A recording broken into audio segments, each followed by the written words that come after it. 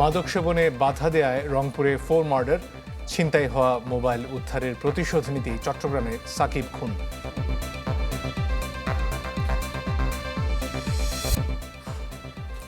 চার দূতাবাসে হামলার হুমকি, তদন্তে সিটিটিসি, দেশের ভাবমূর্তি নষ্টের চক্রান্ত দেখছে গোয়েন্দা পুলিশ।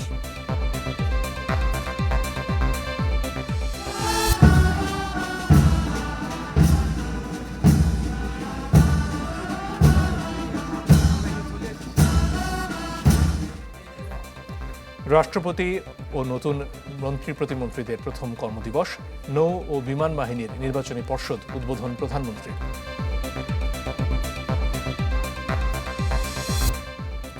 ফ্যাসিবাদের পথে হাঁটছে সরকার, জাদুঘরে জুলাইয়ের অনেক কিছুই গায়েব, অভিযোগ জামায়াতের।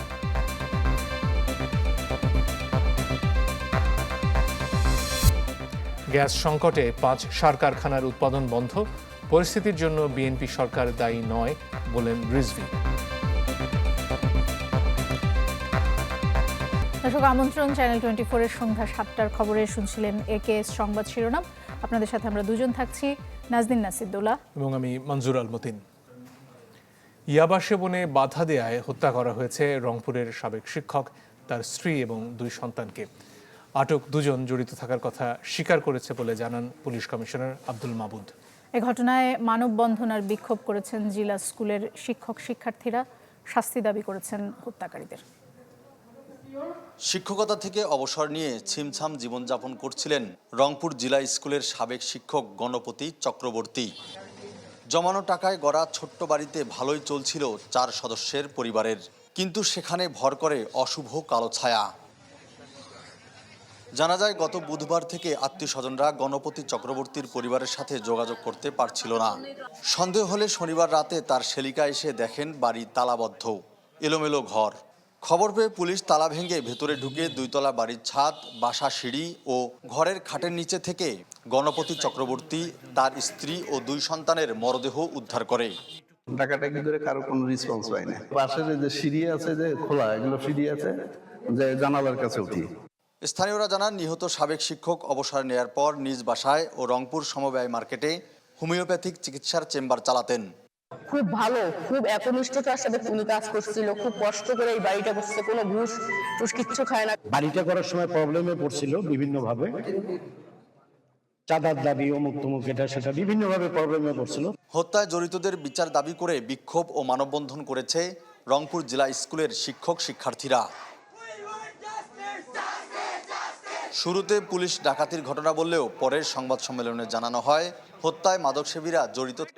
মুগ্ধ দাস এবং সিদ্ধার্থ দাস পরস্পর কাজিন ভাই, 2 জনে স্যারের বাসায় ইয়াবা সেবন করছে।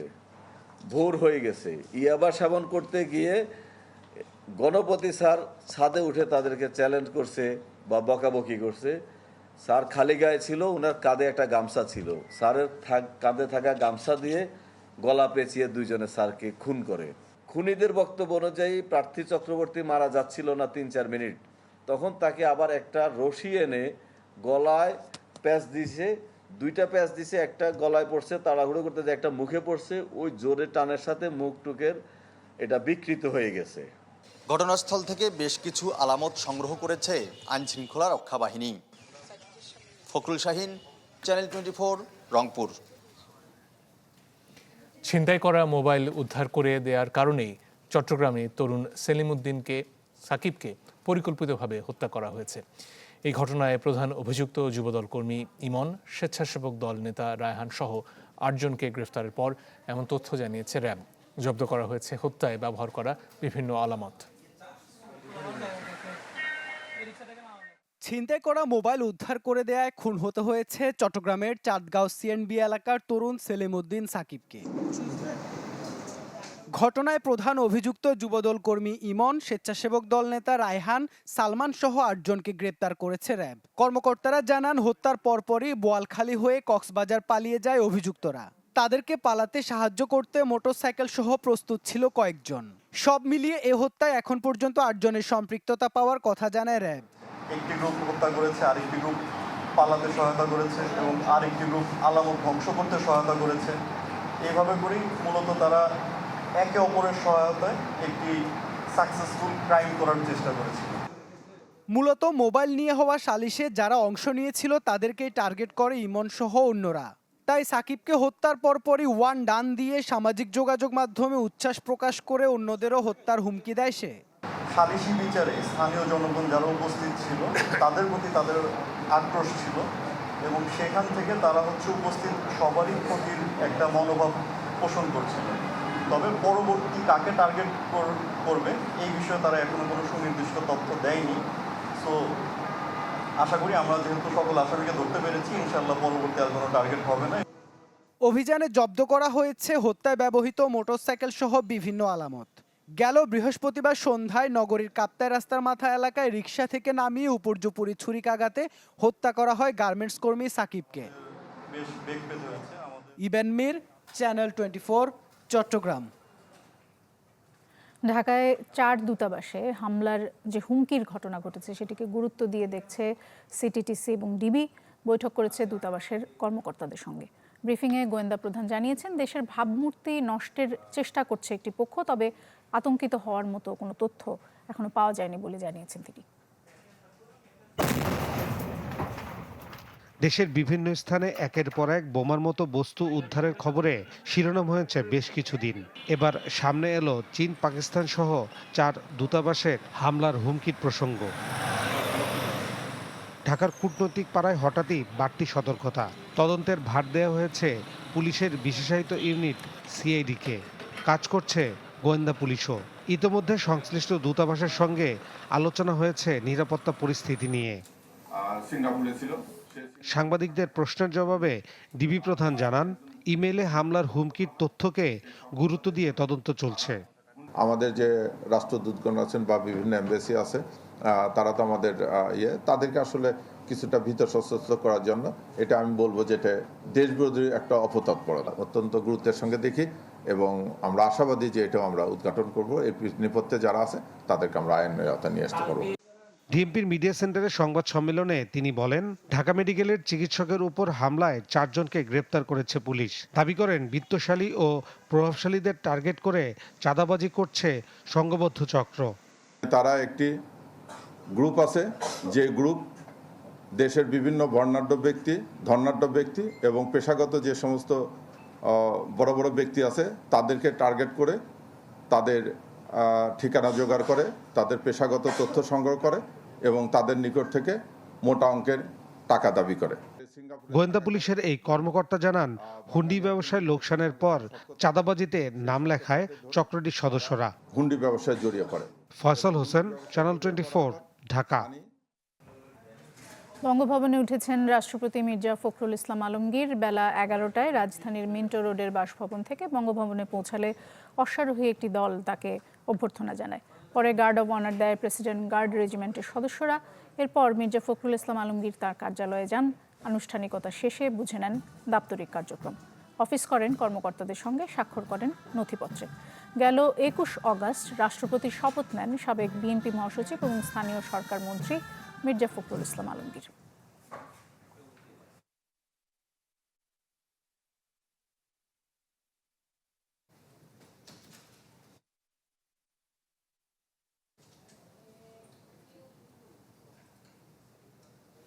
এদিকে সচিবালয়ে প্রথম অফিস করলেন নতুন মন্ত্রী প্রতিমন্ত্রীরা। স্থানীয় সরকার মন্ত্রী জানান, যথাসময়ে স্থানীয় সরকার নির্বাচন হবে। বিমানমন্ত্রীর হুঁশিয়ারি, কাজ না করলে বিদায় নিতে হবে। আর তথ্যমন্ত্রী অভিযোগ করেন, 17 বছর গণমাধ্যমের হাত বেঁধে রাখা হয়েছিল। বিএনপি সরকার দায়িত্ব নেওয়ার 6 মাস পর বড় রদবদল এসেছে মন্ত্রিসভায়। রোববার সচিবালয়ে নিজ নিজ দপ্তরে যান নবনিযুক্ত মন্ত্রী প্রতিমন্ত্রীরা। তাদের স্বাগত জানান কর্মকর্তা কর্মচারীরা।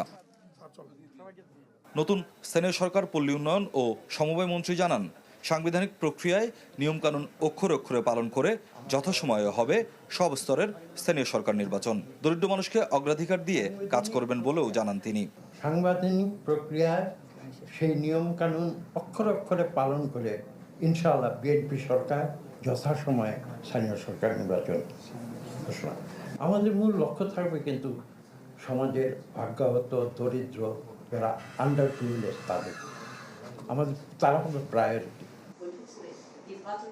সংবাদ মাধ্যমকে গণতন্ত্রের স্তম্ভ উল্লেখ করে সবাইকে নিয়ে কাজ করার কথা জানান তথ্যমন্ত্রী আন্দালিব রহমান পার্থ। বলেন, গত 17 বছর গণমাধ্যমের হাত বেঁধে দেওয়া হয়েছিল। আমরা দেখেছি যে সংবাদ মাধ্যম বা অন্যান্য মিডিয়া, এটাও মানতে হবে যে ওনারাও গণতন্ত্রের একটা অনেক বড় স্তম্ভ। এই 17 বছর আমাদের লড়াইটা ছিল গণতন্ত্রকে পুনঃপ্রতিষ্ঠা করা, গণতন্ত্রের মুখ বন্ধ করা হয়েছিল। অন্যান্য যা যাই আছেন সংবাদ মাধ্যমের মাধ্যমেই কিন্তু আমরা জানতে পেরেছি। তো সুতরাং আমাদের এই জুলাই আন্দোলনে কোনোভাবেও সংবাদ মাধ্যম বা যারা যারা আছেন তাদের ভূমিকাকে খাটো করে দেখার কোনো সুযোগই নেই। আমরা বলবো সব মিলিয়ে প্রতিমন্ত্রী থেকে পূর্ণমন্ত্রীর দায়িত্ব পাওয়া এম রশিদুজ্জামান মিল্লাত কক্সবাজার ও হযরত শাহজালাল আন্তর্জাতিক বিমানবন্দর নিয়ে সুখবর দেন। জানান, আগামী বছর থেকেই লিজের মাধ্যমে বহরে যুক্ত হচ্ছে নতুন বিমান। অ্যাটলিস্ট পর্যায়ক্রমে 10টি বিমান আমরা লিজ করব। এই লিজের জন্য ইতিমধ্যেই বিমান এমডি এবং ডিএমডি তারা আপনারা আরএফপি দিয়েছেন, টেন্ডার করেছেন। ডিসেম্বরের মধ্যে আমরা কন্ট্রাক্ট সাইন করতে চাই, সো দ্যাট আগামী বছর থেকে যাতে আমার বিমান বহরে নতুন বিমান যুক্ত হয়। কর্মকর্তা কর্মচারীদের সাথে শুভেচ্ছা বিনিময় করেন পার্বত্য চট্টগ্রাম বিষয়ক মন্ত্রী সাচিং ক্রু জেরি। আর সততা ও নিষ্ঠা নিয়ে কাজ করার কথা জানিয়েছেন নবনিযুক্ত খাদ্যমন্ত্রী আফরোজা খানম। সুখী সমৃদ্ধ ও সাম্প্রদায়িক সম্প্রীতির দেশ গড়তে প্রথম কর্মদিবসে সবার সহযোগিতা কামনা করেন ধর্ম প্রতিমন্ত্রী। স্বপ্নিল শাহরিয়ার শিশির, চ্যানেল 24, ঢাকা। রাজনৈতিক বিশ্লেষকরা বলছেন যে সাম্প্রতিক যে মন্ত্রিসভায় রদবদল সেটি বাকি সদস্যদের জন্য একটি বার্তা। এই বার্তা হচ্ছে যে ঠিকমতো যদি দায়িত্ব পালন না করা হয় তাহলে সরিয়ে দেওয়া হতে পারে যে কোনো সময়। তবে প্রত্যাশিত সুফল পেতে শুধু মন্ত্রী বদলে লাভ হবে না, প্রয়োজন প্রতিষ্ঠানগুলো শক্তিশালী করা, আইনশৃঙ্খলা পরিস্থিতির উন্নয়ন এবং জ্বালানি সংকটের নিরসন করা। ইজাজ শৌমিকের রিপোর্ট। তারেক রহমান সশস্ত্র চিত্রে শপথ করিতেছি যে বিএনপির ইশতেহারে স্পষ্ট ছিল সরকারের 180 দিনের পরিকল্পনা। সে অনুযায়ী 6 মাসের পারফরমেন্স মূল্যায়ন করে মন্ত্রিপরিষদ পুনর্গঠনের কথা জানান প্রধানমন্ত্রী তারেক রহমান। আমি এম রশিদুজ্জামান মিল্লাত সশ্রদ্ধ চিত্তে শপথ। তারই ধারাবাহিকতায় শুক্রবার শপথ নিলেন নতুন মন্ত্রীরা। পুনর্গঠন করা হলো মন্ত্রিপরিষদ, কিন্তু প্রশ্ন হলো যেসব মন্ত্রণালয়ে পরিবর্তন এলো তা কতটা জরুরি ছিল। পালন করিব। পারফরমেন্সের ক্ষেত্রে সরকার যে বার্তাটা দিচ্ছে সেটা ক্যাবিনেটের সকল সদস্যদের জন্য একটা বড় বার্তা। যদি তারা ঠিকমতো দায়িত্ব পালন না করে তাহলে তাদেরকে সরিয়ে দেওয়া হতে পারে অথবা তাদেরকে পরিবর্তন করা হতে পারে। প্রধান চ্যালেঞ্জ হচ্ছে গিয়ে যে জনগণের ট্রাস্টটা, এবং হচ্ছে যে দ্বিতীয়ত হচ্ছে ইকোনমিক এবং যে সাম্প্রতিক ক্রাইসিস, গভর্নেন্সের ক্রাইসিস, ল এনফোর্সমেন্ট ক্রাইসিস, এইগুলোকে মিটিগেট করাটা হচ্ছে খুবই চ্যালেঞ্জ। একই সাথে আমাদের যে পররাষ্ট্রনীতির যে ব্যালেন্সটা, এবং হচ্ছে যে পারিপার্শ্বিক যে চাপটা, সেটাকে মিটিগেট করাটা খুবই। এই রাজনীতি বিশ্লেষকদের মতে মন্ত্রিপরিষদের হানিমুন পিরিয়ড শেষ। সামনের দিনে কঠিন চ্যালেঞ্জ অপেক্ষা করছে, আর সেটি উতরাতে সাংবিধানিক সহ সব প্রতিষ্ঠানে প্রাতিষ্ঠানিকীকরণ জরুরি। ইনস্টিটিউশন বিল্ডিং না করলে, আমি যদি ওই যে পার্টিম্যান ব্যুরোক্রেসির দিকে যাই বা পার্টিম্যান পুলিশ বা বিভিন্ন বাহিনীর দিকে যাই, এটা কিন্তু লং টার্ম আমাকে কোনো সাস্টেনেবিলিটি দেবে না, এটা লং টার্ম আমাকে কোনো বেনিফিট দিবে না। সো গভর্নমেন্টের এই ক্ষেত্রে খুবই চুজি হওয়া উচিত। যদি শুধুমাত্র দলীয় আনুগত্যের বিবেচনায় যে নিয়োগের যে প্রবণতাটা আমরা লক্ষ্য করছি সেটা যদি চলমান থাকে তাহলে দলের বা সরকারের পারফরমেন্স খুব বেশি গতিশীলতা আসবে বলে আমি মনে করি না। কারণ যোগ্যতার কোনো বিকল্প নাই এবং প্রতিষ্ঠানিকীকরণেরও কোনো বিকল্প নাই। জনগণের সরাসরি ভোটে নির্বাচিত সরকারকে আরও জবাবদিহিমূলক হওয়ারও পরামর্শ দেন বিশ্লেষকেরা। একটা ভালো সরকারের সবসময় স্পোক্স পারসন থাকা দরকার। ইজাজ শৌমিক, চ্যানেল 24, ঢাকা। রাজনৈতিক মতাদর্শ আর ব্যক্তিগত পছন্দ অপছন্দের ঊর্ধ্বে থেকে কর্মকর্তাদের পেশাগত দক্ষতা, সততা আর যোগ্যতার ভিত্তিতে পদোন্নতি নির্দেশ দিয়েছেন প্রধানমন্ত্রী তারেক রহমান। নৌবাহিনী এবং বিমান বাহিনী নির্বাচনী পর্ষদ 2026-এর উদ্বোধনী অনুষ্ঠানে এই নির্দেশনা দেন তিনি। পরে বিমান বাহিনীর air defence system integration, air command operation centre এবং aerospace research and development complex পরিদর্শন করেন প্রধানমন্ত্রী। এ সময় দেশীয় প্রযুক্তিতে তৈরি বিভিন্ন ধরনের ড্রোন আর আধুনিক আকাশ প্রতিরক্ষা ব্যবস্থাও ঘুরে দেখেন তিনি।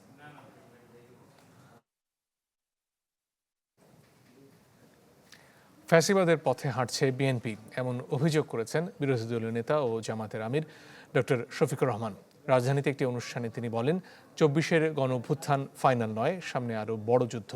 তার দাবি, জুলাই জাদুঘরে বিএনপি ছাড়া কারো অবদানের স্মারক রাখা হয়নি। রাজধানীর ডিপ্লোমা ইঞ্জিনিয়ার্স ইনস্টিটিউশনে রাষ্ট্র সংস্কারে হজরত মোহাম্মদ সাল্লাল্লাহু আলাইহি সাল্লামের নীতি ও আদর্শ শীর্ষক সেমিনার। জাতীয় সিরাত উদযাপন কমিটির আয়োজনে এই সেমিনারে অংশ নেন জামাতের নেতাকর্মীরা। বক্তারা বলেন, ইসলামী অনুশাসন বাস্তবায়ন ছাড়া কাঙ্ক্ষিত রাষ্ট্রীয় পরিবর্তন সম্ভব নয়। অভিযোগ করেন, আগে সরকারের মতো ক্ষমতা দীর্ঘায়িত করার পরিকল্পনা করছে বিএনপি। মূল যুদ্ধের আগে বাহিনী তৈরি হয়, তাদের কসরত করতে হয়, রিহার্সেল দিতে হয়। এরা যেন ২৪-কে ফাইনাল যুদ্ধ মনে না করে, এটা ছিল ফাইনাল যুদ্ধের রিহার্সেল। বিরোধী দলীয় নেতা ও জামাত আমির বলেন, ফ্যাসিবাদের পথে হাঁটা শুরু করেছে বিএনপি সরকার। হুঁশিয়ারি দেন, ২৪-এর গণ অভ্যুত্থান ফাইনাল নয়, সামনে আরও বড় যুদ্ধ। ১৫ বছরের ফ্যাসিবাদী সরকার যে রাস্তায় হেঁটেছে, বর্তমান সরকার সেই রাস্তা ধরেই হাঁটছে। এই রাস্তা পরিবর্তন করতে হবে। এই রাস্তা ফ্যাসিবাদের রাস্তা, এই রাস্তা আয়নাগরের রাস্তা, এই রাস্তা অসংখ্য মানুষকে বিনা বিচারে খুন করার রাস্তা। দাবি করেন, বিশেষ একটি দেশকে খুশি করতে জুলাই জাদুঘর থেকে গুরুত্বপূর্ণ অনেক উপাদান সরিয়ে ফেলা হয়েছে। একটি নির্দিষ্ট দলের লোকদের স্মৃতি রেখে বাকিগুলা গায়েব করে ফেলা হয়েছে।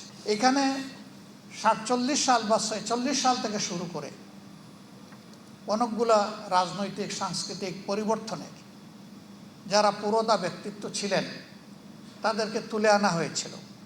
জামাত আমির বলেন, অপকর্মের দায় মাথায় নিয়ে পালিয়ে যাওয়া ব্যক্তিদের ফিরে আসার নজির নেই ইতিহাসে। অপকর্মের দায় নিয়ে পালিয়ে যায়, তারা আর ফিরে আসতে পারে না। রমিজ হুসাইন, চ্যানেল 24, ঢাকা। গ্যাস আর কাঁচামাল সংকটে 7টি সার কারখানার 5টিরই উৎপাদন বন্ধ। চাহিদা মেটাতে 80% আমদানি করতে হচ্ছে, ফলে ব্যয় বেড়েছে 49%। এতে চাপ বেড়েছে বৈদেশিক মুদ্রার রিজার্ভে। বিশ্ববাজারে সারের দাম বৃদ্ধিতে বাড়াতে হচ্ছে ভর্তুকিও। দেশের সার কারখানাগুলোর দৈনিক গ্যাসের চাহিদা 329 মিলিয়ন ঘনফুট, অথচ বর্তমানে সরবরাহ হচ্ছে মাত্র 141 মিলিয়ন ঘনফুট। জ্বালানির অভাবে দিনের পর দিন বন্ধ হয়ে আছে 4টি সরকারি সার কারখানা। আর কাঁচামাল সংকটে উৎপাদন বন্ধ আছে চট্টগ্রামে দেশের একমাত্র ডিএপি সার কারখানা DAPFCL। বর্তমানে মাত্র 2টি সার কারখানা সচল থাকলেও সেগুলো পূর্ণ মাত্রায় উৎপাদন করতে সক্ষম নয়। অথচ সার কারখানাগুলোর বার্ষিক উৎপাদন সক্ষমতা 37 লাখ টন হলেও জ্বালানি আর কাঁচামাল স্বল্পতায় আটকে আছে 11.5 লাখ টনেই। সংশ্লিষ্টরা জানান, এবছর উৎপাদন আরও কমতে পারে। ঘোড়াশাল চলতেছে, শাহজালাল চলতেছে, কাপকো চলতেছে, আর 22 তারিখ থেকে আপনার হচ্ছে দিবে, CFL কে দিবে গ্যাস। 5টা সারা বছর চালাতে পারলে 20 লাখ মেট্রিক টন। গত বছর তো 11.5 লাখ হয়েছে, এবার আমরা 11 লাখ ধরছি। চাহিদা মেটাতে প্রতি বছরই বাড়ছে সার আমদানির পরিমাণ, সেই সাথে বেড়েছে খরচও। 2025-26 অর্থ বছরে আমদানি বাবদ ব্যয় হয়েছে 34,714 কোটি টাকা, যা আগের বছরের তুলনায় প্রায় 11,500 কোটি বেশি। গ্যাসের সমস্যার জন্য সারের সমস্যার জন্য কৃষক সার পাচ্ছে না, কৃষক সার না পারলে জমিতে দিতে পারছে না, জমিতে না দিতে পারলে প্ল্যান্ট গ্রোথ ঠিক হচ্ছে না, প্ল্যান্ট গ্রোথ না হলে আপনি ধান পাচ্ছেন না। এবং তার মানে এখন থেকে 6 মাসের মধ্যে এই ঝামেলা একটা পাকা। দেশীয় উৎপাদন ক্ষমতা না বাড়িয়ে আমদানি নির্ভরতার পিছনে ব্যক্তি স্বার্থকে দায়ী করেন বিশ্লেষকরা। দেশে একটা গোষ্ঠী আছে যারা চায় যে সবকিছু আমরা আমদানি করি, আমদানি করলে সেখান থেকে কমিশন পাবে, টাকা পাবে, আরেক রকম ইনভয়েসিং ওভার ইনভয়েসিং করে টাকা এদিক ওদিক করতে পারবে। সম্প্রতি কানাডা, রাশিয়া ও সৌদি আরব থেকে 564 কোটি টাকা মূল্যের 1,15,000 টন সার আমদানির প্রস্তাব অনুমোদন দিয়েছে সরকার। শফি মাহমুদ সাগর, চ্যানেল 24, ঢাকা। যুদ্ধের কারণে জ্বালানি সংকট, এর জন্য বিএনপি সরকার দায়ী নয়। জিয়াউর রহমান এবং খালেদা জিয়ার সমাধিতে শ্রদ্ধা জানিয়ে কথা বলেছেন বিএনপির ভারপ্রাপ্ত মহাসচিব রুহুল কবির রিজভী। মহেশখালীতে ভাসমান যে টার্মিনাল, সেটার যে ত্রুটি হয়েছিল সেটা সম্পূর্ণরূপে সারাই করা হয়েছে, ঠিক হয়ে গেছে, এবং LNG ভর্তি কার্গো ইতিমধ্যে এসে পৌঁছেছেন এবং সরবরাহ চলছে। আপনারা জানেন যে দেশের বিভিন্ন অঞ্চলে গ্যাসের যে চাপ কমে গিয়েছিল সেই চাপ আবার বৃদ্ধি পেয়েছে, লোডশেডিং অনেক কমে গেছে। জাগো বাংলাদেশ, আজ বলবো আমার দুনিয়া বানানোর গল্প। সিটিতে নতুন নাকি?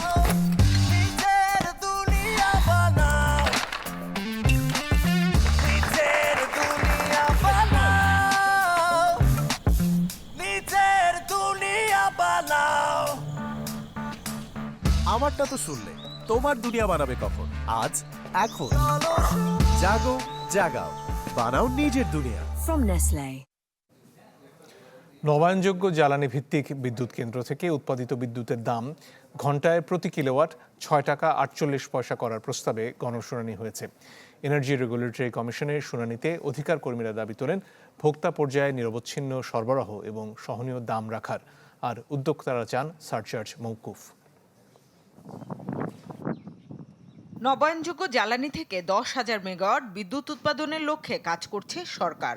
এর মধ্যে বেসরকারি সৌর বিদ্যুৎ কেন্দ্রের দাম নির্ধারণে আন্তর্জাতিক মাতৃভাষা ইনস্টিটিউটে গণশুনানি করে বাংলাদেশ এনার্জি রেগুলেটরি কমিশন।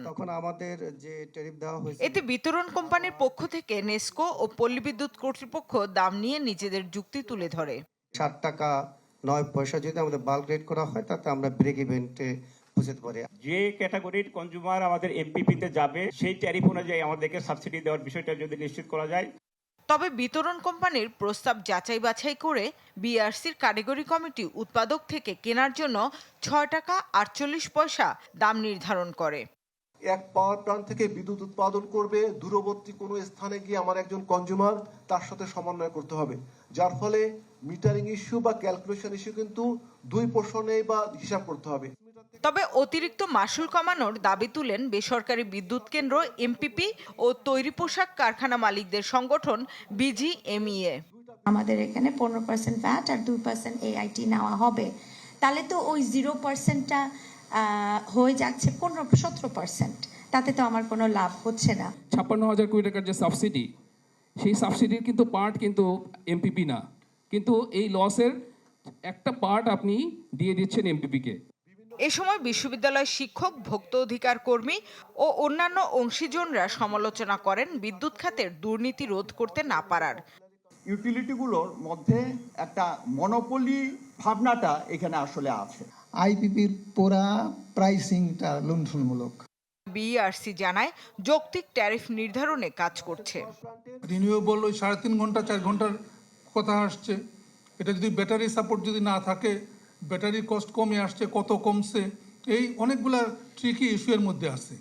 বেসরকারি বিদ্যুৎ কেন্দ্রে উৎপাদিত বিদ্যুতের 20% বিক্রির জন্য বলা হয়। মানে তার যে প্রয়োজন তার চেয়ে অনেক। শামীমা সুলতানা, চ্যানেল 24, ঢাকা।